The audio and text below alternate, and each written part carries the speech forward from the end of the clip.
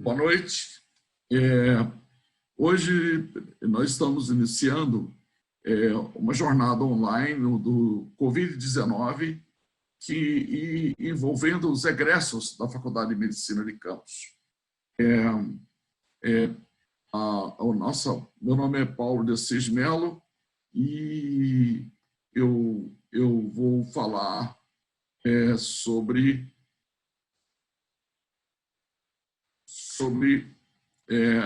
a imunopatogenia da infecção pelo Covid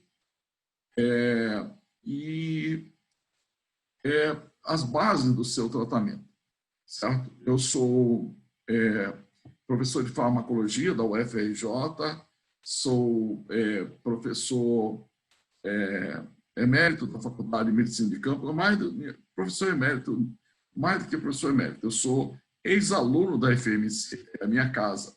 Isso é um privilégio estar aqui hoje participando desse evento que nós vamos falar sobre a imunopatogenia da infecção pelo SARS-CoV-2 e alguns fundamentos para se permitir pensar no tratamento. Tudo que eu falar aqui hoje advém de uma experiência de 30 anos de medicina na beira do leito, na cabeceira do paciente sendo operado, na sala de emergência, no laboratório de medicina experimental, no laboratório de farmacologia de toxinas, e tem treinamento em microscopia eletrônica, em farmacologia bioquímica, em proteômica, em várias coisas. Esse tempo todo eu tenho feito medicina básico-clínica, eu tenho estudado fundamentos, e eu tenho uma maneira muito pessoal de ver essa chegada desse vírus que está nos assustando. Primeiro, uma doença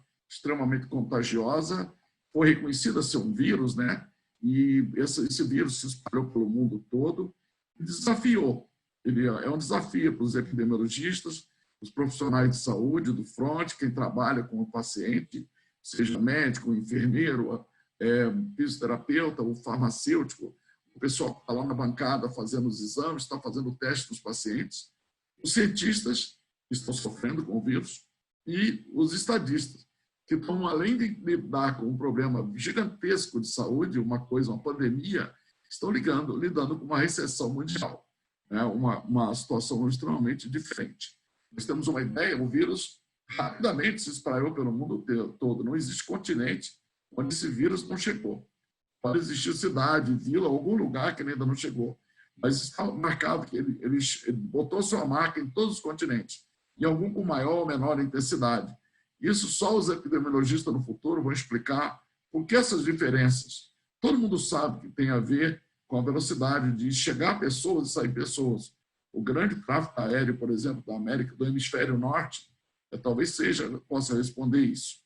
E os países que têm alguma infraestrutura voltada para a aviação, isso pode ter sido facilitado. Bem, o que é a nossa fala? A nossa fala é sobre esse vírus, esse vírus que tem uma estrutura, toda hora ele aparece na televisão, nas capas de revistas, eles invadem nosso e-mail, né, as indústrias farmacêuticas tentando vender uma ideia, revistas, cada um tem uma forma, mas ele tem um desenho que aparece em todos os lugares. Ele é uma estrutura, é um vírus com nucleocapsídeo, uma proteína de nucleocapsídeo de RNA. Ele tem proteínas importantes no seu envelope, tem uma membrana proteica, uma membrana lipídica. Ele apresenta hemaglutininas, esterases, então ele tem tudo para fazer aderência na célula, mas ele tem, além da a membrana lipídica, que é em bicamada, olha que interessante, a membrana bicamada, ele tem uma glicoproteína, uma spike glicoproteína. Essa spike glicoproteína é de extrema importância para nós, que essa spike glicoproteína que está espalhada nele é que permite ele ancorar nas células. Então, ele tem um grande envelope e essa spike proteína, ela vai se alojar na superfície da célula hospedeira. E essa proteína é vital. Ela tem um papel muito importante. Como ela é muito importante para o vírus, ela pode ser também o seu ponto vulnerável para o desenvolvimento de futuras terapêuticas. Aqui é importante ver ele se ligando num domínio, numa superfície de uma célula. Essa superfície é proposto que seja o receptor da enzima conversora de angiotensina. Isso é uma proposta que eu não sei se ela vai continuar sendo essa, mas eles estão achando que esse receptor seja um alvo dessa proteína S, que é a spike proteína. O que acontece? Quando ela chega aqui, ela vai permitir o vírus fazer a endocitose, criar toda uma mudança na superfície da célula para que se ocorra um processo de endocitose. Esse processo de endocitose será crucial para que o vírus continue o seu processo de sobrevivência e replicação. E o que o vírus tem de importante? Além dessa proteína, quando ele entra dentro da célula, ele usa um sistema de ativação de metaloprotease. Eles chamam aqui, nesse trabalho, o MPRO, que é desse vírus. E o que essa MPRO tem de especial? Ela permite ao vírus fazer o seu processo de multiplicação dentro do seu hospedeiro. Além disso, a sua estrutura RNA depende de uma RNA polimerase para que ele possa replicar. E se nós olharmos aqui, esse é o esquema retirado do Goodman e Gilman, do capítulo de antivirais, ele é um vírus, a replicação de um vírus de RNA. Ele chega, ele tem uma superfície, ele tem a sua proteína S, as suas hemaglutininas, e ele se aproxima e aqui envolve um processo de expressão de clatrinas, ele forma um endossoma e ativa a metaloprotease, e aqui ele faz uma fusão com outras estruturas e outras proteases, manda uma mensagem para o núcleo da célula, sofre o processo de replicação do seu RNA, depois outras proteases vão atuar aqui e ele vai formar novas proteínas, vai formar a sua estrutura e ele sai aqui. Alguns acreditam que chega a 1 numa escala logarítmica, possa sair 1000 ou até mais. Então, uma célula-alvo, essa célula-alvo vai permitir várias multiplicações. E ele tem vários pontos que ele pode ser atacado por diferentes tipos de substâncias.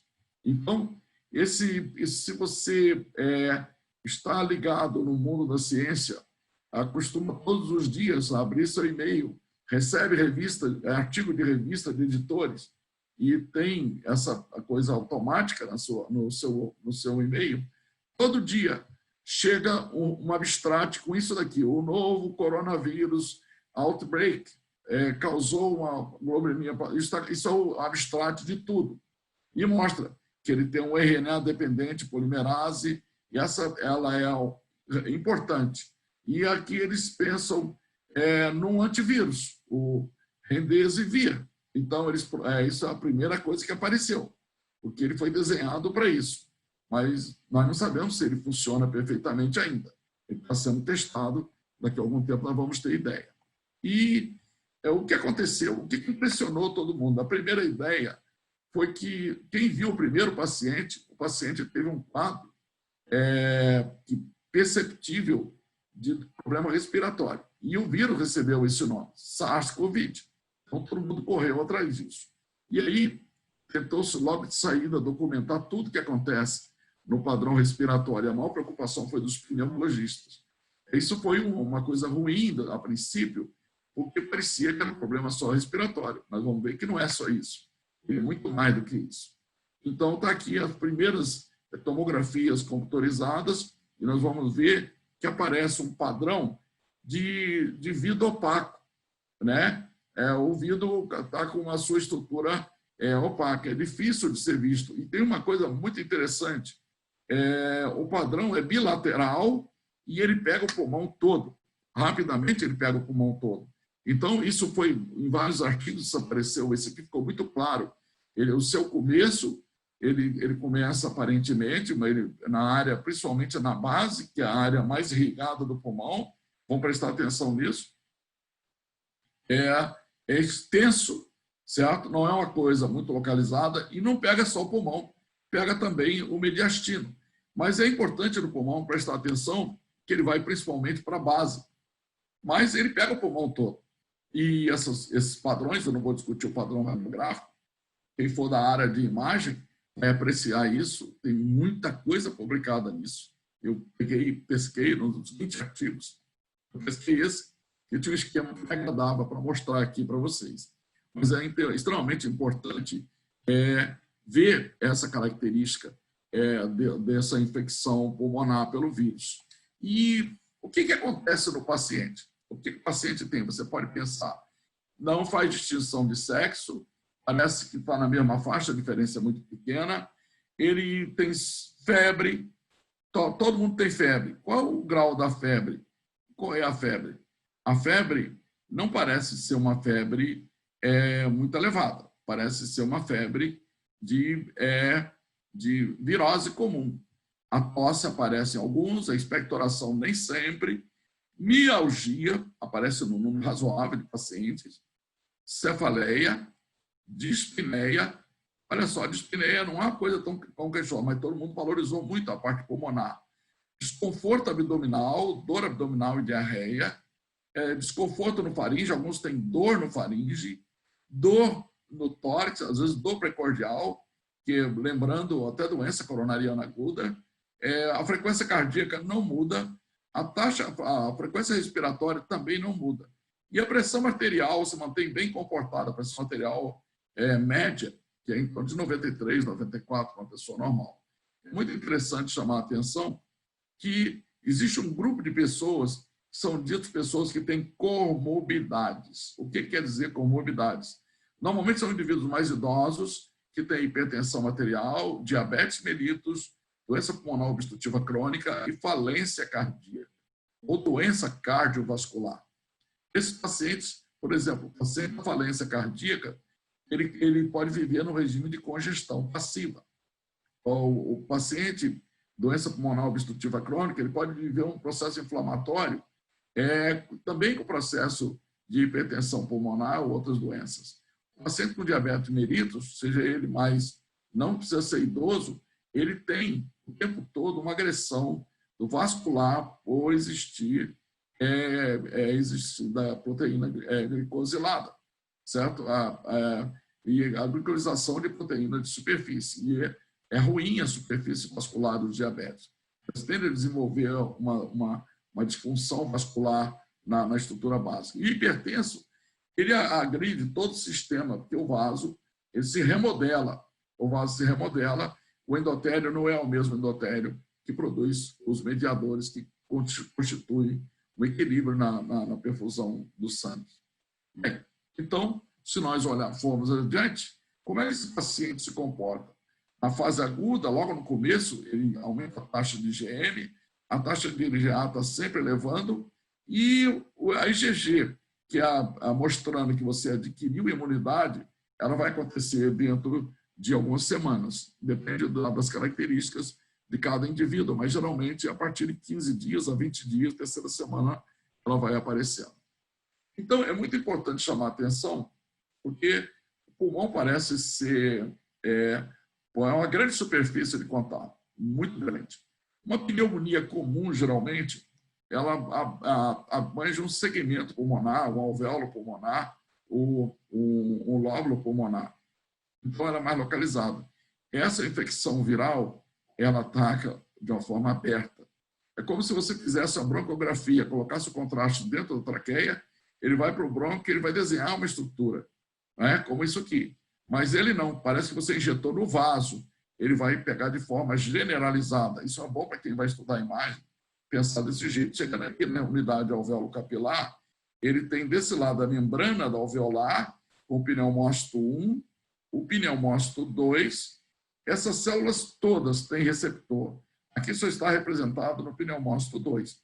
Aqui também tem células de macrófagos, tem célula, aqui também tem receptor de enzima conversora. E aqui junto, na unidade, está o capilar. Esse capilar tem a sua lâmina basal e tem a sua célula endotelial. O vírus vai chegar por aqui, às vezes ele passa direto, vem direto por aqui, ou ele vai conversar com essa célula, multiplicar e passar para a corrente sanguínea. Bem, essa é uma proposta de que aconteça isso.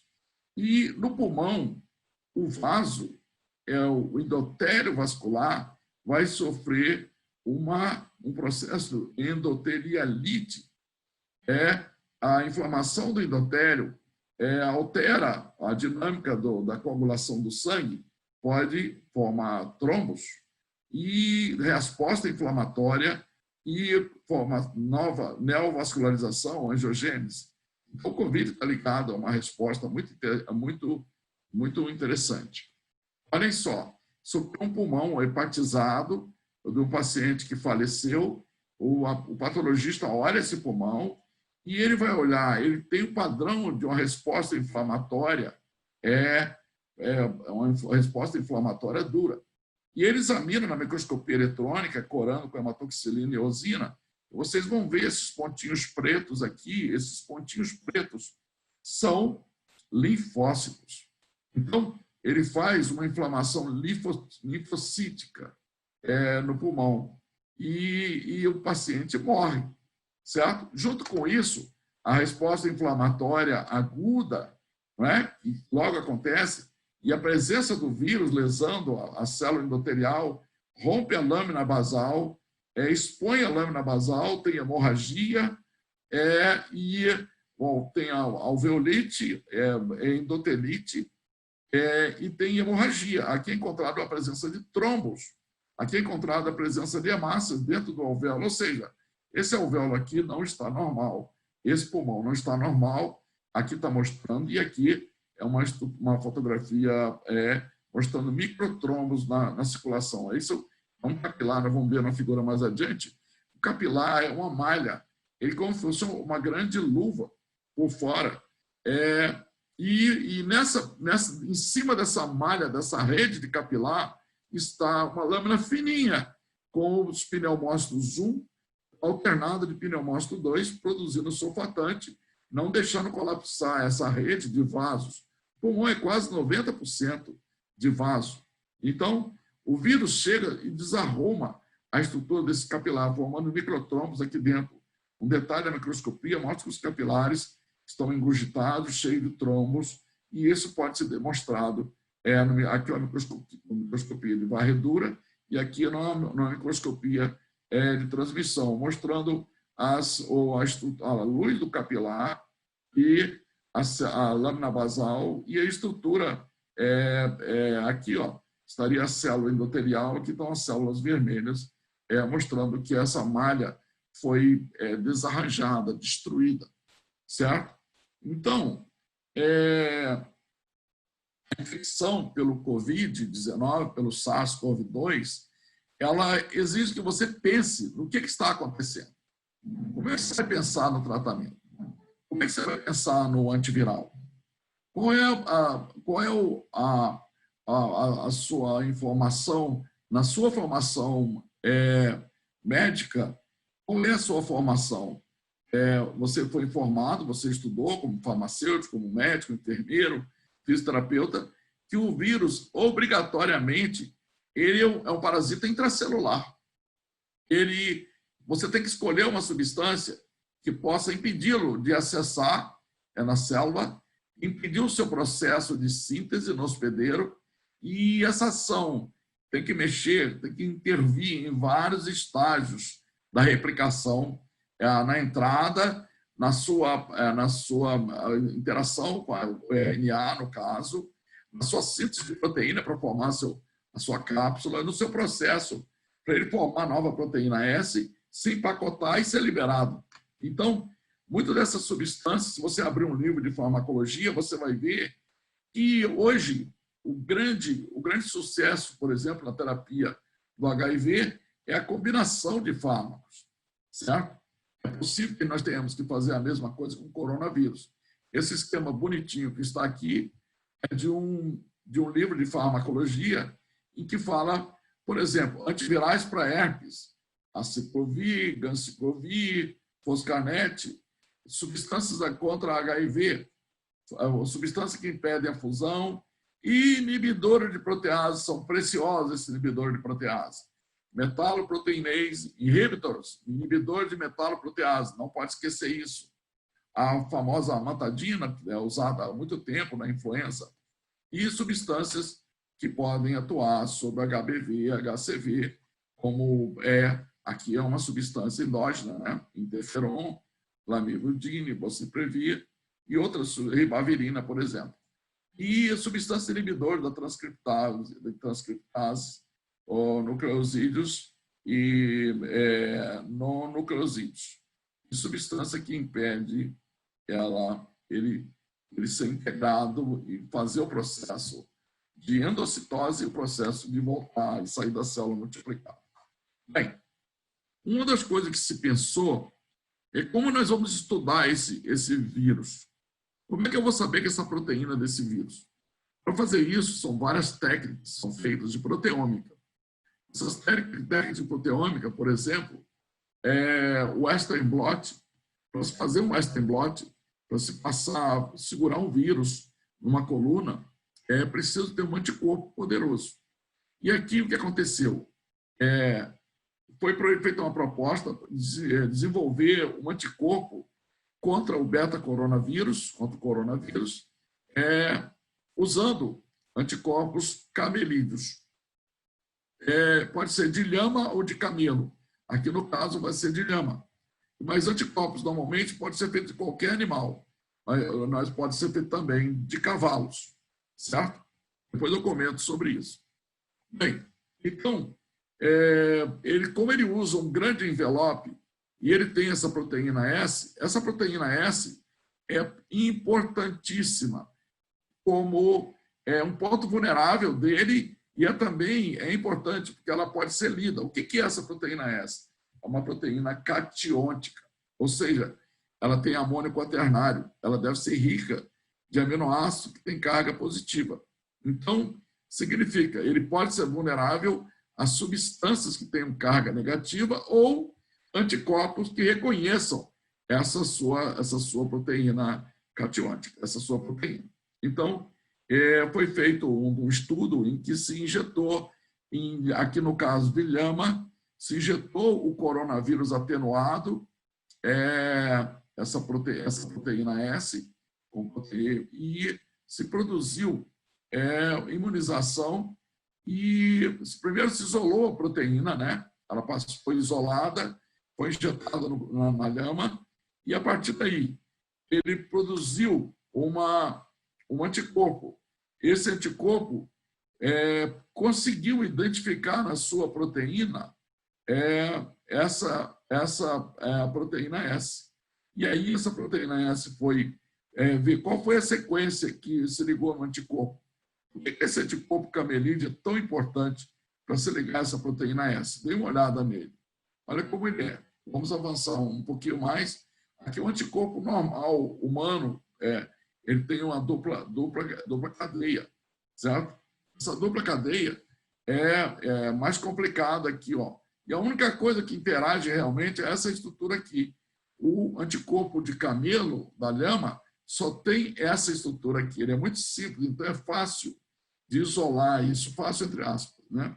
De isolar isso e permitir que você consiga identificar qual é o lugar na enzima conversora que ele liga. Como é que ele forma esse complexo no receptor? Então, você pode fazer imunocomplexos e aí, além disso, saber que substâncias eu posso planejar que possam interferir nessa área do imunocomplexo ou mesmo nessa área que o anticorpo fez.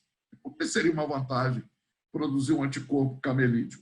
Vamos admitir que tem uma mulher grávida que entrou em contato com uma pessoa numa fase muito crítica, produzindo infectada pelo vírus. Não tenha dúvida que essa mulher vai estar exposta e vai ter o vírus. Você pode pegar um anticorpo específico desse aqui contra o coronavírus e proteger que ele não vá para a placenta. Mas por que ele não vai para a placenta?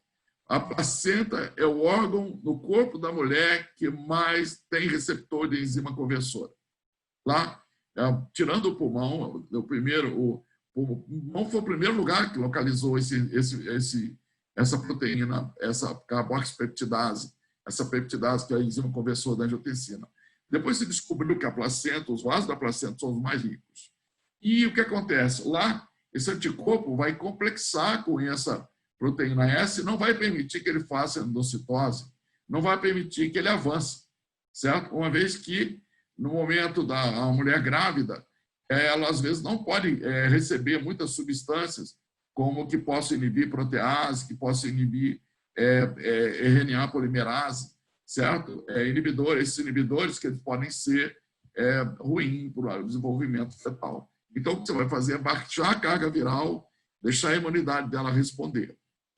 Uma outra coisa importante é a interferência no que o vírus vai fazer dentro do vaso. O vírus ataca o nosso órgão mais importante.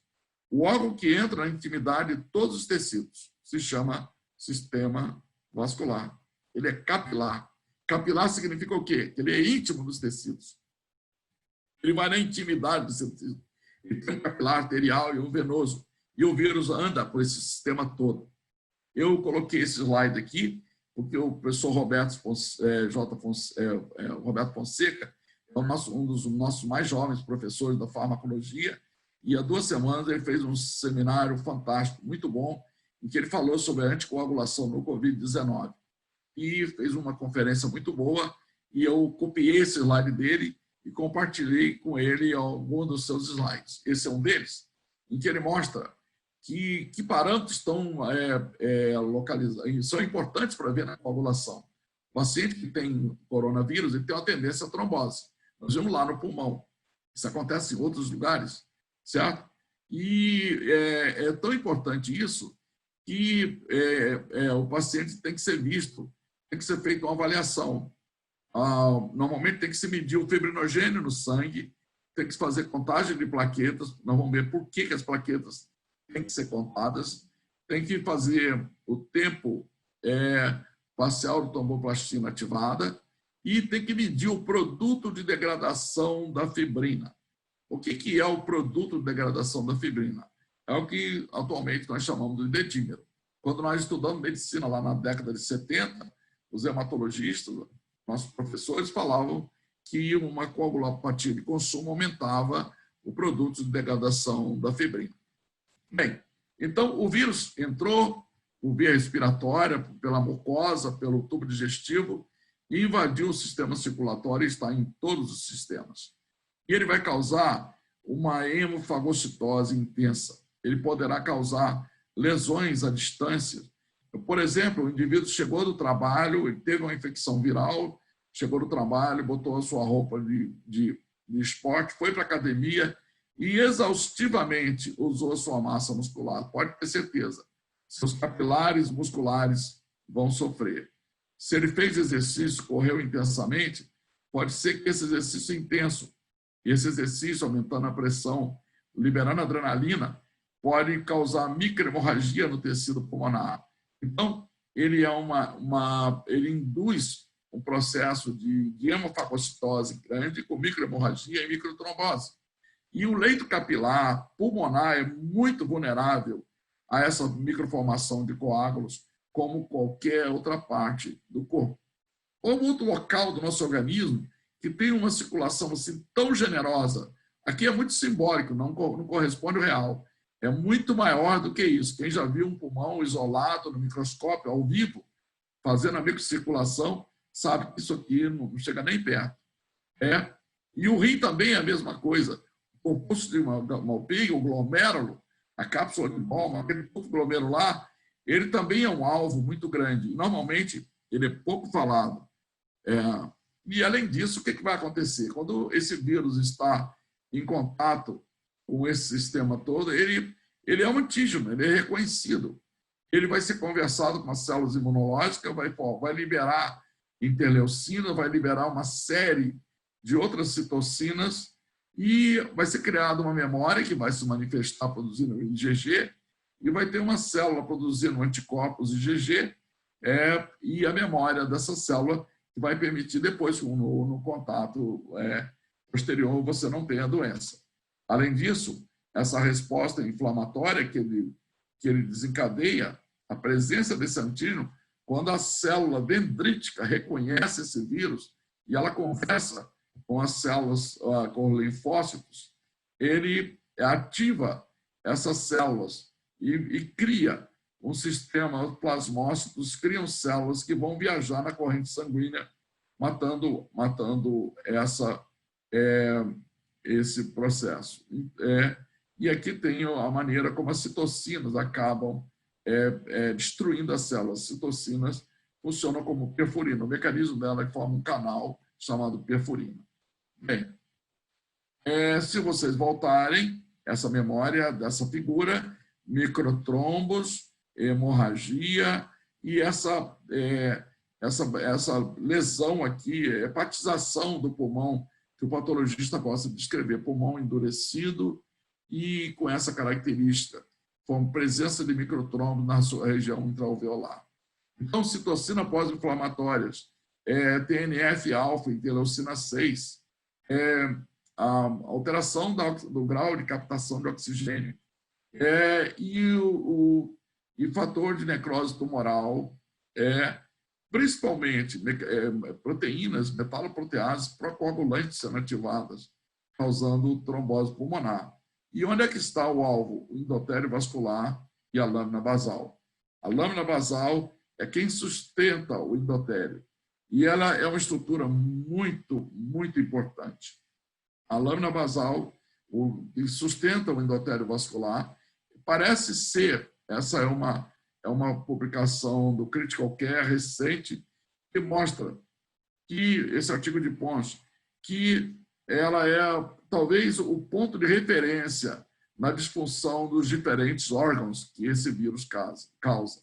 E o grau de comprometimento dessa célula que vai dizer quanto trombo, quanta disfunção, quanto vai acontecer. Então, ele entra na célula endotelial através a ideia é que ele se complexe com o seu receptor, seja essa enzima conversora de angiotensina, e dentro dessa célula ele se liga na membrana e se hospeda e reproduz. E aí ele se espraia em grande número. Bem, aqui está representada a célula endotelial, diferente do SARS, ele entra nessa célula, certo? Aqui, essas células, quando sofrem um processo de agressão, elas mandam mensagens violentas para a produção de citocina, e quando elas são alteradas na sua estrutura, o que acontece? O vírus está circulando, ou está vindo de fora do interstício, ou, por exemplo, vindo do pulmão, ou está aqui circulando, ele vai desencadear uma resposta intensa, que vai ativar uma série de respostas inflamatórias. E aí estão aqui várias coisas importantes. A imunoglobulina, complexando essa estrutura da proteína S, que complexa com o receptor da angiotensina, o linfócitos, não é, produzindo os seus anticorpos para neutralizar. E aqui o plasminogênio, a membrana lesada ativou plasminogênio e plasmina, vão degradar a fibrina. Olha a fibrina. E a heparina vai fazer o quê? A heparina vai impedir formar esses coágulos. Então, interferir a heparina seria o anticoagulante. Isso é uma maneira geral de pensar. Mas o que é a heparina para a gente? A heparina se encontra em duas formas do nosso corpo. Ela está dentro de mastócitos, ou ela está no endotélio vascular.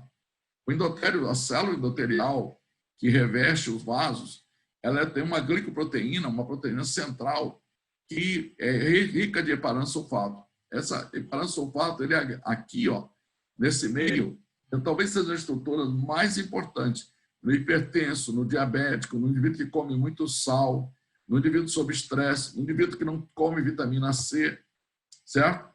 A integridade desse proteoglicano talvez possa impedir que o vírus entre. Uma criança, por exemplo, tem esse sistema perfeito. O vírus entra muito pouco, então a carga viral será muito pequena. Então, A heparina é uma defesa natural, o heparansulfato é uma defesa natural. Essas subunidades repetidas que existem. Aqui é um esquema que saiu muito bonito no New England, e ele mostra aqui a luz do endotélio vascular, a célula endotelial, o hemácia se amoldando aqui para passar, e esses pelos aqui representados parece um couro cabeludo, mas não é. Isso daqui são proteoglicanos, são os glicocálices. O que tem acomodado aqui, alojado dentro do corpo? Uma lipase, fundamental na nossa lipidemias. Algumas pessoas que comem muito sódio, essa lipase destrói isso daqui. Ó. Isso na minha aula de lipidemia era muito chamada a atenção. E essas proteínas plasmáticas, aqui no meio dessas proteínas, pode vir um vírus. Imagine que essa estrutura está comprometida. Aqui uma célula endotelial, as glicoproteínas estão aqui, ó, parece uma folha de samambaia. Ó. As glicoproteínas em cima da proteína, a carboxila, o N-terminal, estão aqui. O que está no meio disso tudo aqui? É o sódio da sua dieta, o sódio de 135 a 145 milimol por litro. Né? A glicosamina permite você, se você tem uma dieta rica de sódio, essa estrutura é alterada e com isso a célula endotelial sofre. Você tem aumento da permeabilidade, tem a formação de edema. Se você tem uma infecção maciça, uma sepse, ou foi submetido a um processo de isquemia e reperfusão, toda essa lâmina aqui de glicoproteínas é alterada. Aí você vai pensar no paciente que tem doença pulmonar obstrutiva crônica, no paciente diabético, no paciente hipertenso, no paciente que come muito sal, no paciente que não dorme, no cara que dá um plantão direto, que vira o sono, toda a nossa dieta. Para recompor isso daqui, a célula endotelial, várias coisas são importantes. Uma delas é vitamina C.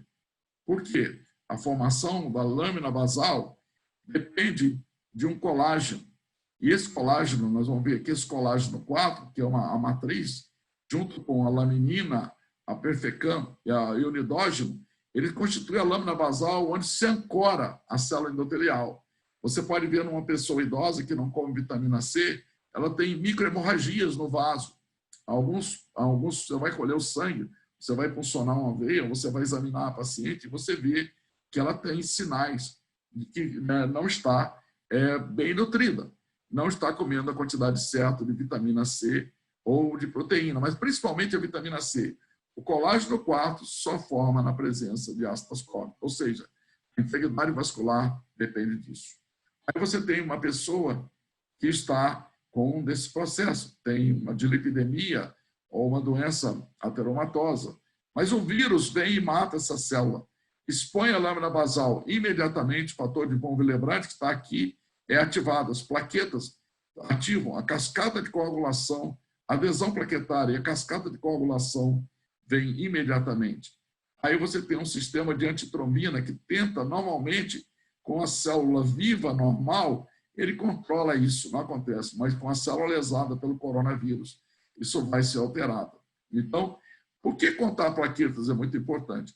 Se tiver uma extensa lesão vascular, a contagem de plaqueta vai sair da dissolubilidade e vai desaparecer aqui. E aqui é importante, se essa lâmina basal estiver inteira, se essas células endoteliais estiverem inteiras, o prognóstico dessa doença é melhor, a infecção viral é melhor. Então, a célula endotelial, essa endotelite, parece haver um consenso já no presente. Essa revista chamada The Lancet, que é situada, mas tem andado muito na Berlinda recentemente, publica um dado desse que não tem o que discutir. Ela está consolidada por outras publicações em outras revistas.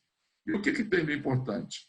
Importante que a mortalidade de um paciente com Covid, o estudo da mortalidade mostrou que os pacientes que não sobreviveram, eles tinham um dedímero muito alterado, certo? E com isso, esse aumento de dedímero mostrou que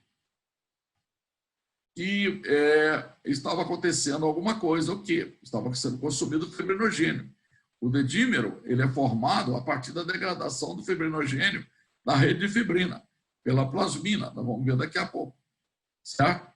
E a coagulação sanguínea, ativação de fator 10, fator protrombina em trombina, fibrinogênio em fibrina, ele é completamente, a rede de fibrina é completamente destruída pela plasmina, que é ativada no momento que a célula endotelial e a lâmina basal é exposta.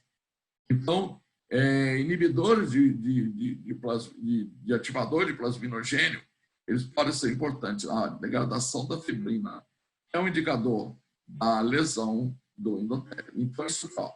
O dedímero não é só coagulação sanguínea.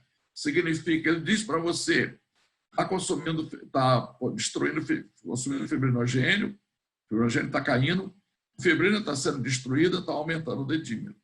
Certo? Então, o dedímero é um dado importante. Então, aqui mostra que o aumento do dedímero tem tudo a ver com a menor sobrevivência, maior mortalidade. Existe uma relação direta. Então, esses critérios todos juntos, contagem de plaquetas, dedímeros, alteração do tempo parcial de tromboplastina ativada, eu não botaria o tempo de atividade protrombina. O tempo de atividade protrombina vai ser alterado, por quê? Porque pode estar prolongado.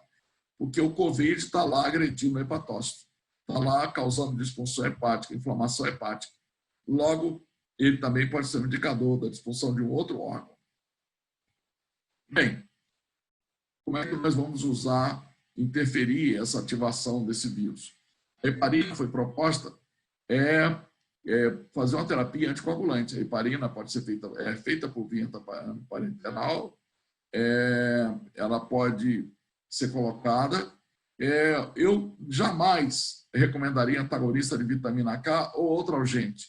Isso significa que a pessoa, quem vai tentar usar isso, quem propõe isso, está tentando, não sabe o que o Covid está fazendo. Porque a heparina vai proteger o endotélio. A terapia com antagonista de vitamina K e outros inibidores podem ser. Então, a heparina seria a substância de escolha. Essas substâncias aqui, eles poderiam ser alternativas, o paciente pode estar tomando isso já, porque ele tem uma doença, ele tem fibrilação atrial, ele tem uma prótese, ele tem qualquer fator que possa, um fator que tenha que usar anticoagulante. E a heparina não fracionada, a heparina larga, ela é usada para heparinização plena.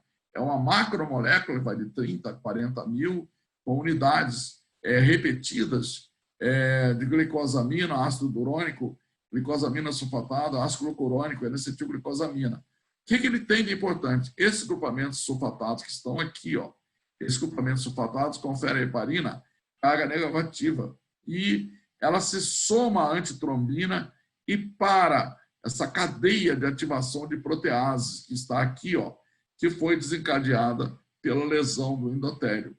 A heparina não fracionada se liga à antitrombina, torna essa antitrombina muito poderosa e ela para a trombina completamente.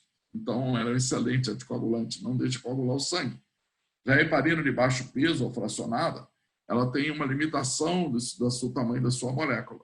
Aqui tem várias preparações, a mais usada aqui no Brasil, nós usamos a enoxaparina, ela tem em outros lugares, cada indústria farmacêutica sabe que são uma vaca leiteira capaz de gerar grandes... não é um produto biológico, mas é capaz de gerar lucros no seu arsenal de fármacos. E essa heparina fracionada, ela não depende da antitrombina, certo?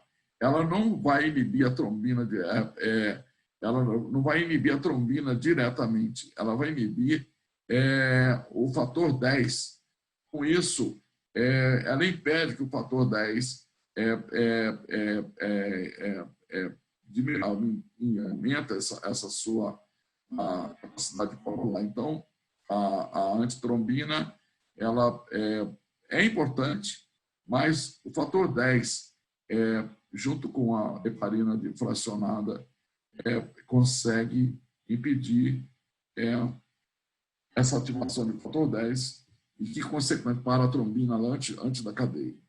Bem, em 2015, eu sempre recebo essa revista, eu publico em outras revistas, mas a editora me premia todo mês com o número dessa revista Cell. Uma revista difícil de ler, muito difícil. É medicina, é pesquisa muito básica, muito celular, muito molecular. Mas veio um número maravilhoso que falava houve uma era de ouro nos produtos naturais. Eu trabalho com produtos naturais, eu trabalho com peçonhas, com plantas, com moléculas naturais, heparina, etc.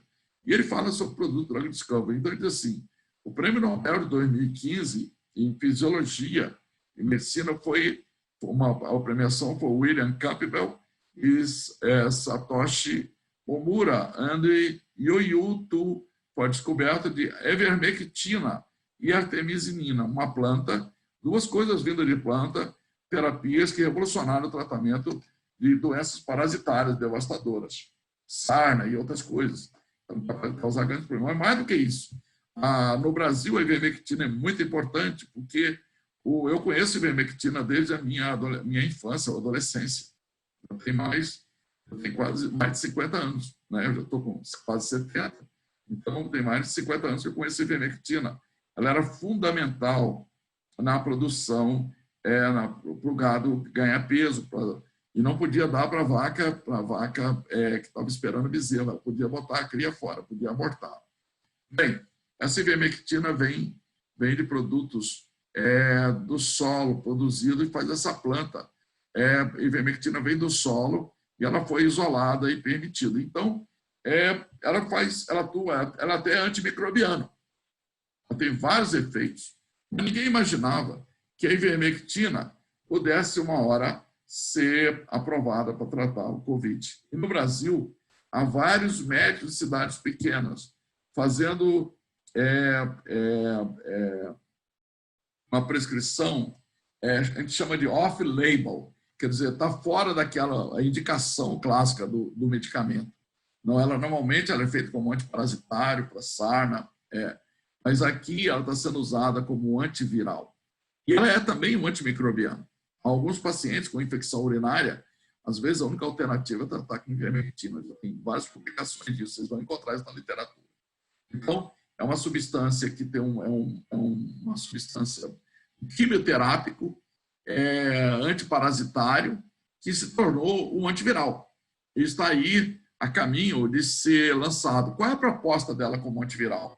Possivelmente, ela depende daquela entrada do coronavírus, daquelas proteases do coronavírus, de penetrar, criar, fazer endocitose, certo? Ele depende desse complexo de proteína, identificar, interagir com o seu alvo receptor, possivelmente a peptidase da enzima conversora da angiotensina, e aqui ele faz a sua infecção. Na presença de ivermectina, essa infecção é reduzida. Se nós olharmos também, uma outra coisa que é muito importante no Brasil, o Brasil convive com doenças endêmicas, doenças virais. Por exemplo, vírus do dengue, chikungunya, zika. O que se trata isso? Se sabe há algum tempo que aqui tem uma substância que é antiviral, a doxiciclina. Só que a maioria dos médicos desconhecem isso, certo? O que a doxiciclina também é usada? No tratamento da malária. O plasmodium, ele é introduzido na nossa circulação pelo mosquito, né? E ele cai na corrente sanguínea e o alvo dele são células. Aqui está representado célula hepática. Mas eu me lembro, eu vi alguns pacientes, não vi muitos pacientes com malária, o paciente tinha uma febre muito grande, tinha muita dor muscular. Nunca nós pedimos um CK no plasma desses pacientes. Nós nunca avaliamos a função muscular. Será que é só o fígado que é atacado? Outras áreas também são atacadas, certo? Ele se reproduz no fígado, está demonstrado isso, e ele muda sua forma cíclica e atinge novamente. E ele tem um ciclo muito importante dentro do eritrócito. E aqui no eritrócito, ele cria condições para novamente se replicar e ser capturado e se propagar. Normalmente, há uma série de substâncias que são usadas que podem fazer a quimioprofilaxia e prevenir a malária, né? A tovacona, o proguanil, a cloroquina, a hidroxicloroquina, e aqui está a alternativa. no mês de fevereiro para março, eu estava no Congresso de Toxina nos Estados Unidos, e um dos pesquisadores que trabalha da Guiné-Bissau, que trabalha no meio, ele estuda acidente sulfídeo, que está lá interessadíssimo, fazendo um trabalho muito bonito, e a área de malária. E ele falou assim, eu não posso tomar cloroquina, eu tenho medo da cloroquina. Não, por quê? Eu estou falando que a cloroquina é tóxica, mas eu estou usando a alternativa, a doxiciclina, tomando 100 miligramas por dia. Não há a hidroxicloroquina, é uma substância nova, é do século XX. Mas a cloroquina é mais antiga. Os quininos estão aí há mais de 2 séculos na nossa história. E sempre se mostraram eficazes. Houve um problema muito sério, uma politização em vários locais, e a OMS cometeu alguns enganos em permitir essa politização, e a hidroxicloroquina é uma substância fantástica, que talvez deva ser olhado com muito respeito. Há muito local, muita gente se beneficiando da hidroxicloroquina. A doxiciclina é minha aposta. Eu apostaria 100% na doxiciclina. Isso aqui é um esquema de uma aula de antimicrobianos que eu dou.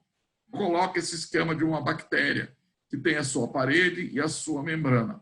Você pode agredir a bactéria de várias formas, destruindo a formação da sua parede.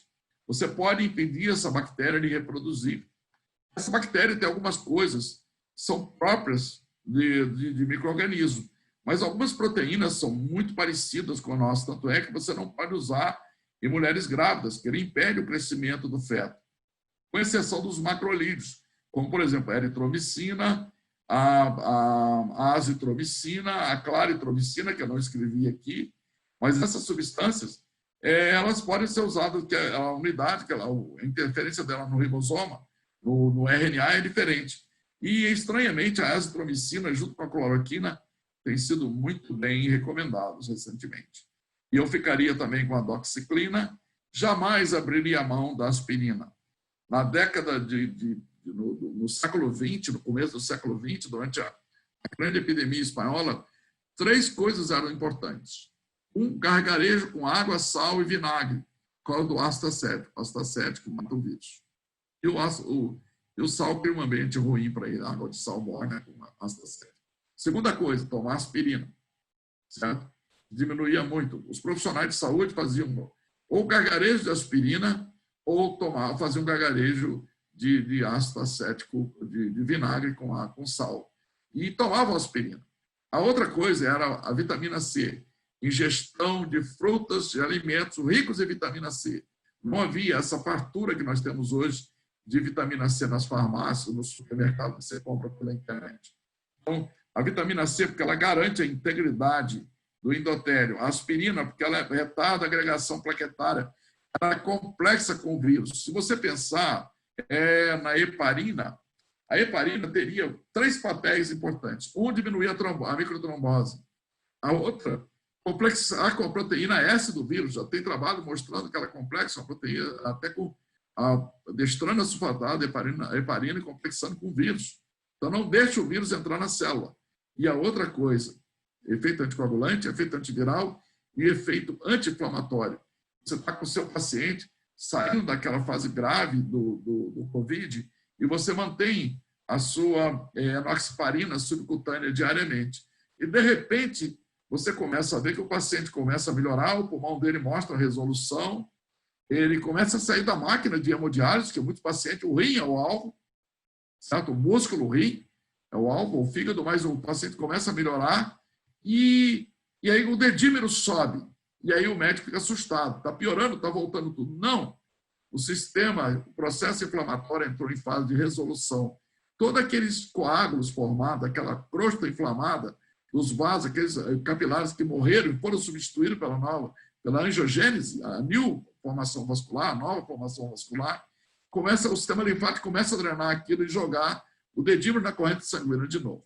Então, ele pode ser visto até como indicador que o processo está em evolução. A outra coisa é a quantidade de linfócitos que vai aparecer na corrente sanguínea, que eles estavam lá naquele tecido inflamado e naquela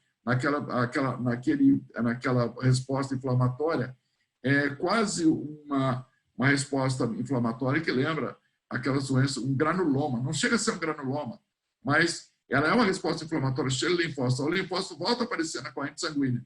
Significa que o processo está em fase de resolução. Então, e aí você pergunta, mas o que eu vou usar como exame? Ferritina? A ferritina o vírus ataca baço, ataca fígado, ele ataca, tem um grande processo de macrófagos que podem e destrói o sistema de hematopoese, ataca a medula óssea. No final, cada um de nós vai ter uma ideia. Eu diria que existe uma lenda da Índia que precede o cristianismo. A Índia é um país continental, é quase do tamanho do Brasil, já foi maior, porque ele era o Paquistão também. Essa história é muito antiga. E havia um lugar que eu nunca havia chegado o elefante. E um dia, um desses indivíduos que ganham dinheiro com animais, exposição, circo, eles são muito antigos, eles levaram para a cidade o elefante. E só podia ver o elefante quem pagasse. E as pessoas pagavam e ficavam assombradas com o elefante. O rei do seu castelo não saía para ver essas coisas, ficou curioso, que raio de elefante é esse? Que animal é esse? E no final, ele pediu aos seus sábios que fossem lá. Eram muito idosos, tão idosos, que a maioria deles tinham a deficiência visual total, eram cegos. E ele mandou esses caras verem o elefante. Esse elefante, para nós, é o Covid. E olha o que aconteceu. Nós, médicos, cientistas, profissionais, estamos olhando o elefante. Cada um dos cegos tocou numa parte do elefante. Ele tocou aqui, foi retirado de um... Tocou aqui na mandíbula, no marfim, na tromba, na perna, na parede, na orelha, na cauda. No final, os 6 cegos, cada um levou a sua informação e cada um disse para o rei, ele parece com uma corda, não, ele parece com uma grande cobra, porque ele viu a tromba, parece uma grande coluna, porque ele viu a perna, parece um grande muro, parece um grande pano, um grande tapete, ele viu a orelha, e o outro que viu o sabre na ponta de uma lança, e ninguém tinha verdade. Eu acho que o nosso coronavírus é isso. Ele, para nós, ele ainda é um elefante, nós somos os cegos. Cegos de tudo, mas cegos principalmente, porque médico, cientista e professor é uma raça maldita, vaidosa, que tenta ser dono da informação, e não existe isso. Temos que ter humildade, estudar, esperar o que vem por aí, e aí pensar numa forma terapêutica correta de tratar. Temos formas que estão garantindo pacientes, bem, temos, mas ainda vai existir. Todo mundo pensa numa vacina, mas é possível, assim como a vitamina C, a aspirina, aliviaram várias famílias de morrerem, não entraram naquela lista de milhões do século passado, da gripe espanhola. É possível que juntar esses esforços e saber trabalhar com isso. E nós não temos esse comportamento dos 6 cegos olhando para o elefante. Nosso Covid continua sendo o elefante. Gente, muito obrigado. E aqui está, no fundo, o retrato da minha casa, a casa que me formou, a quem eu devo uma gratidão eterna. Meu coração vai sempre estar aí. Eu fui criado dentro dessa escola. Entrei em 1971 e vivi essa escola até 2011, quando eu vim para o UFRJ. Nunca mais pensei que eu ia voltar para a BR-101 e eu acabei voltando para Macaé.